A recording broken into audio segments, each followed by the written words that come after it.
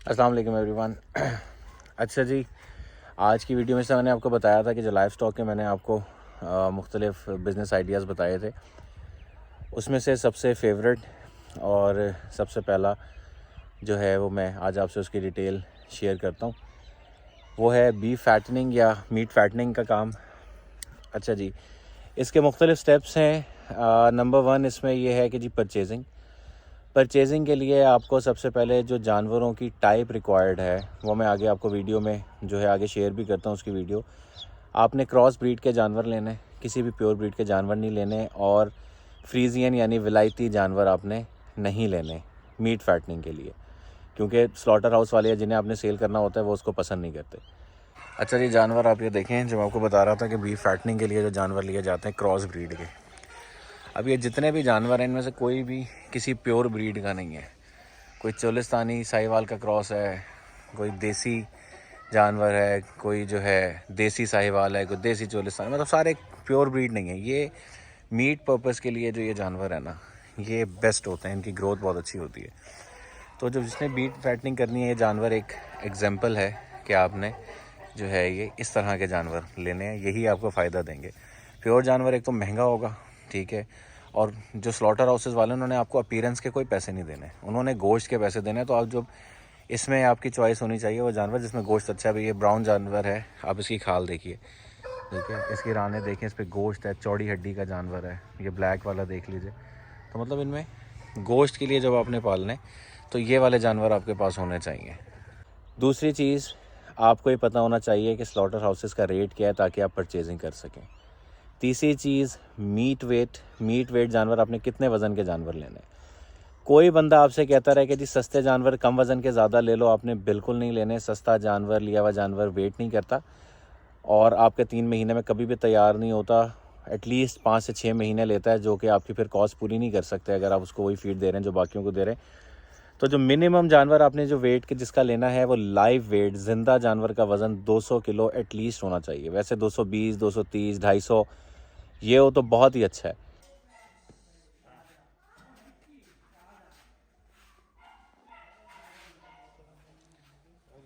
लेकिन नए बंदे के लिए जिसने ज़्यादा महंगे जानवर परचेज़ नहीं करने, जाहिर सी बात है ज़्यादा वज़न का जो जानवर है उसका फिर रेट भी ज़्यादा है। तो आपने 200 किलो एटलीस्ट, यानी अगर आप गोश्त से जानवर को पहचानते हैं तो 2.5 मन गोश्त या 100 केजीज़ मीट वेट हो उसका, तो लाइव वेट में वो 200 होगा। जो लाइव वेट है वो मीट वेट से डबल होता है।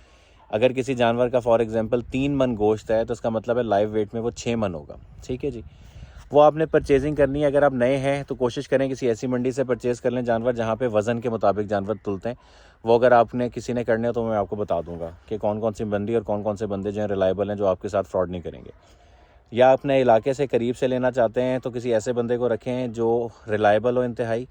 ये ना हो कि वो व्यापारियों से मिलकर आपको जानवर महंगा दिलवा दे और आपका प्रॉफिट जो है वो मंडी में ही ज़ाया हो जाए। जब आपने परचेजिंग कर लेनी है, परचेजिंग करने के बाद आपने जानवर लेके आने हैं अपने फार्म पे लाके उन्हें खोलने से पहले आपने एक बाल्टी में डेटॉल रखना है और स्प्रे मशीन कोई छोटी सी, जिस तरह कपड़े इस्त्री करने के लिए जो यूजुअली घरों में इस्तेमाल होती है, वो ले सकते हैं। डेटॉल उसमें डाल के पानी में मिला के उनके पाँव में जो है वो स्प्रे कर देना कि अगर कोई जरासीम उनके साथ आए हैं तो, क्योंकि ज़्यादातर जरासीम जो है वो जानवरों के पाँव से आते हैं। तो जब भी आप फार्म में कोई नया जानवर लेके आएँ तो उसको पहले डिसइंफेक्ट करें, उसको साफ़ करें। अच्छा, डिसइंफेक्ट कर लिया आपने। डिसइंफेक्ट करने के बाद जो है आपने उसके बाद इनको जो है डिवर्मिंग कर देनी है आते के साथ ही। डिवर्मर वो दवाई होती है जो पेट की कीड़े वगैरह जो हैं, अगर किसी किस्म के माइट्स वगैरह जानवरों के मैदे में, तो वो साफ़ कर देते हैं। अगर आप डिवर्मिंग नहीं करेंगे तो उसका नुकसान ही होता है कि आप फूड खिलाते रहते हैं। अगर जानवर के पेट में कीड़े हैं या कोई मसला है तो आपकी फूड क्या जो रिज़ल्ट है वो आपको नहीं मिलेगा, जो रिक्वायर्ड रिज़ल्ट है, तो आपके पैसे ज़ाया होंगे। तो डिवर्मिंग आपको अच्छी कंपनी की, ICI है, बहुत सारी और अच्छी कंपनीज़ हैं, आप उनसे डिवर्मर, उन पे सारी डिस्क्रिप्शन लिखी होती है कितने वेट के जानवर को कितने सीसी देनी है। तो आपने वो जानवरों को डिवर्म कर देना है। नेक्स्ट डे आपने जो है जानवरों को वैक्सीनेशन करना शुरू कर देनी है। उस मौसम की जो भी वैक्सीनेशन है, मुँह खुर की होती है, काला बाग की वैक्सीन होती हैं, मुख्तलिफ़ किस्म की वैक्सीनेशन होती हैं। सबसे मोस्ट कॉमन जो है वो बीफ में जो है वो मुँह खुर वगैरह की होती है। और अब जो एक नई बीमारी लंपी स्किन आई है, लंपी स्किन की वैक्सीनेशन भी आपको पहले से कर लेनी चाहिए। मिनिमम वेट गेन जो किसी जानवर को करना चाहिए जो आपको प्रॉफिट देगा वो 900 ग्राम्स होना चाहिए 800 ग्राम्स टू 900 ग्राम्स मिनिमम होना चाहिए। इससे नीचे अगर जानवर वेट गेन कर रहा है पर डे के हिसाब से तो वो आपको नुकसान है। तो पर डे 800-900 ग्राम मिनिमम बढ़ना चाहिए। वैसे जो अच्छी एक ग्रोथ है वो 1200-1300 ग्राम होनी चाहिए जानवर की। और बहुत सारे ऐसे जानवर हैं जो तकरीबन 1500-1600 ग्राम भी बड़े आराम से कर लेते हैं। आपने सेहतमंद जानवर ही मंडी से लेना है। सेहतमंद जानवर मंडी से लेंगे, सेहतमंद जानवर ही आपको ग्रोथ देगा, वही आपको फ़ायदा देगा। थोड़े पैसों से ज़्यादा चीज़ लेने की कोशिश मत कीजिएगा, ये चीज़ आपको नुकसान करेगी। ये वो चीज़ें हैं जो सब मैं ये सफ़र कर चुका हूँ, ये मेरे साथ भी हुआ है। सबसे पहले फ्लॉक में मैंने यही किया था। उसमें 2 जानवर ऐसे थे जो पेरेंट्स में बड़े प्यारे थे, लेकिन उनकी उम्रें छोटी थीं और वो ज़रा थोड़े से कमज़ोर थे। मैंने कहा बस ठीक है ये ले लेते हैं, मुझे किसी ने गाइड किया था। और उसके बाद बस मिन्नतों से बेचे थे मैंने वो, बस जिस तरह थोड़े बहुत नुकसान में जितना जल्दी हो सकता था। तो ये सारी वीडियोस बनाने का मकसद जो है वो यही है कि आप लोगों को उन मुश्किलात से ना गुज़रना पड़े जो मैं गुज़रा हूँ, आपको वो इन्फॉर्मेशन मिले जो एक्यूरेट है और आपको फ़ायदा ही देगी, आपको नुकसान वाली साइड पे नहीं जाने देगी। अच्छा जी, आप जानवर ले आए, आपने ख़रीदारी कर लिया, फार्म में ले आए, उन्हें डिसइंफेक्ट कर दिया आपने उन्हें डिवर्म भी कर दिया, आपने वैक्सीनेशन भी कर दी। अब काम कैसे शुरू करना है? जब भी आप कोई फ्लॉक लाएँ तो आपके पास ये कैलकुलेशन मौजूद होनी चाहिए कि 3 महीनों के अंदर जो चीज़ें उन्हें रिक्वायर्ड हैं वो सामान सारा जो है उसमें वंडा, अगर किसी को वंडे का नहीं पता तो वंडा बहुत सारी चीज़ों के मिक्सचर को कहते हैं, जिसमें फॉर एग्जांपल मकई है, गंदम है, चनों का छिलका है, सोयाबीन मील है, कैनोला मील है, राइस पॉलिश है, XYZ बहुत सारी चीज़ें होती हैं।